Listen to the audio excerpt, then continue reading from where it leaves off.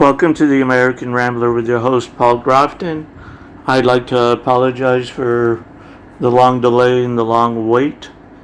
I suffered from a bout of food poisoning. Never again do I want to have a hamburger, but I know that's going to change. But today's topic is the laziness of the Praetorian Guard or the police. No, I don't favor defunding the police. I favor properly training them and properly hiring them and not hiring these bullies. Because that's what current cops are. They are bullies. So I'm going to give you two examples. Man spent 2 years in Hawaii mental hospital after wrongful arrest. A homeless man who was wrongfully arrested and spent 2 years in a Hawaiian mental hospital is petitioning the courts to have his records cleared following his release in January of 2020. Yeah. They should have cleared it as soon as they found out the mistake, and the mistake should have been found out day one. Cop didn't even bother fingerprinting this guy. In 2017, a police officer in Hawaii mistook Joshua Spreetzerbach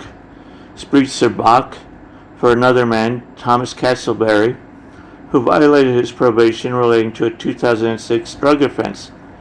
If it's like marijuana and it's a nonviolent crime, he shouldn't have even been in jail, the first one.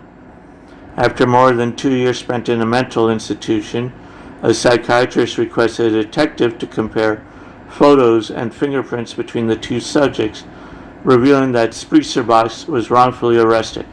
Really, it took 2 years for you to figure out that the guy wasn't the man. He was saying, I am not Castleberry. My name is Joshua Spreetzerbach.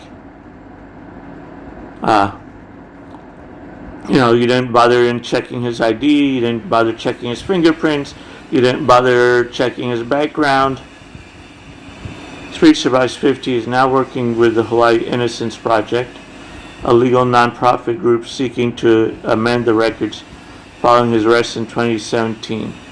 Yeah, that entire record should be cleared. And secondly, the police force, and the institution should be sued for a couple $1 million for wrongful detention and wrongful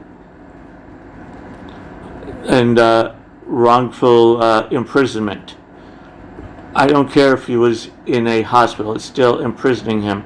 He was unable to move under his free wills. Part of what they used again was his own argument. I'm not Thomas Castleberry. I didn't commit these crimes. This isn't me, said Vedanta Griffiths, Spreetzerbach's sister, who spent 16 years searching for her brother. So they use that as a saying he was delusional as justification for keeping him. Oh yeah, I quite remember similar to that. Or is that like the officer saying, oh, he's looking up in the internet, he's going to commit suicide. There's a million of other things, the reason people are looking things up on the internet, like how to go to Europe cheaply. A petition was filed in court Monday requesting a judge to vacate the arrest and to correct the records for Spreetzerbach. He shouldn't even have to be filing this. This should have been done immediately. The filings describe the unique incident that began with him falling asleep on a sidewalk while waiting in line for food outside a Honolulu shelter in 2017. So essentially, a 50-year-old man who's homeless and looking for food from a shelter. An officer woke Spreetzerbach up, leading him to think he was being arrested under the city's ban for sitting or laying down on public sidewalks. He did not realize that the officer mistook him for Castleberry. Attorneys for Spreetzerbach argued the situation could have been resolved by simply comparing the two men's photographs and fingerprints. Yeah, think about the entire court costs and the amount. Oh wait, I forgot, hospitals get paid money from the government. The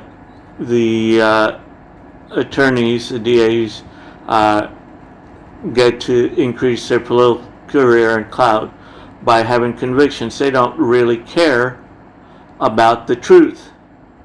Yet the more Mr. Spreacherbox vocalizes innocence by assessing that he is not Mr. Castleberry, the more he was declared delusional and psychotic by the HSH staff and doctors heavily medicated, the petition said.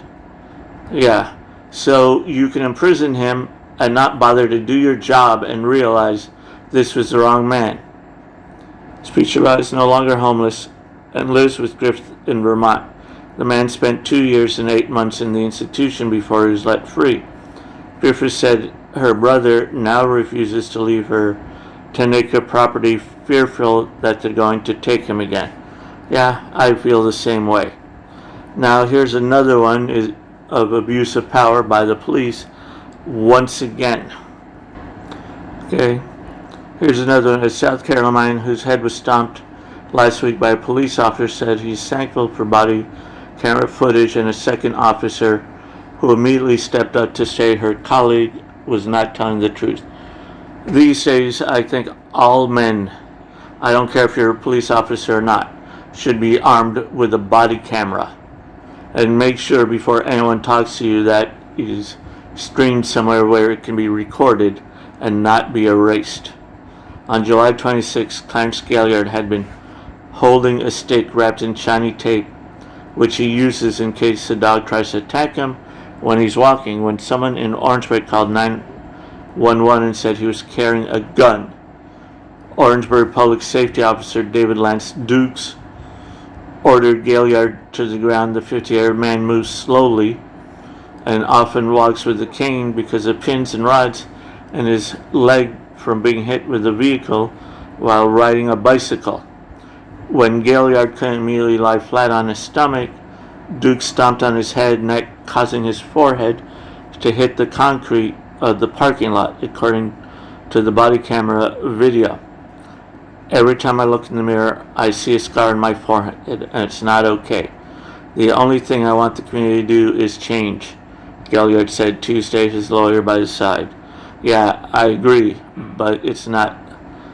Yeah, the Karen, if the Karen knew her neighbor, then it would know it wasn't a gun, it was a walking stick, and it would also know that he had trouble moving, and maybe she could have been a good neighbor and offered to help. Maybe like, hey, maybe I'm at the grocery store, you need anything. Dukes was fired 2 days after the incident and charged with felony first-degree assault and battery a few days after that. Good. And the community of cops. You know, I know you're supposed to not write on the blue, but you're wrong. I don't care what color you are. I don't care what sex you are. When evil is done, then good should snitch. I don't care about snitches get stitches. Gaillard's lawyer, Justin Bamber, wasn't just sent the body camera of Dukes attacking Gaillard. He was also able to get the footage of Officer Ockley Polidor, who immediately worked to de-escalate the situation and told a sergeant who arrived later that Duke's version of events wasn't the whole truth. She didn't lie. She told the truth. She's a good officer. All officers are not bad. Some are good. Yeah, you should have did a better vetting process. That's one of the things you should do. Bloomberg, who has lawsuits against police for excessive force all across the state. Oh, up until then he had lawsuits for police excessive force, but yet you still allowed him to operate. Calm things down and tell the truth. She deserves commendation. A lawyer for Duke 38 said at his bond hearing last week that the former officer is fully cooperating with state police in what he called a difficult, unfortunate situation.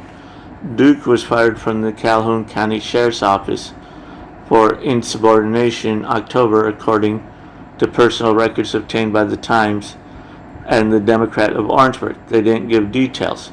So this guy was already fired and yet you hired him? Didn't you bother to check on his references?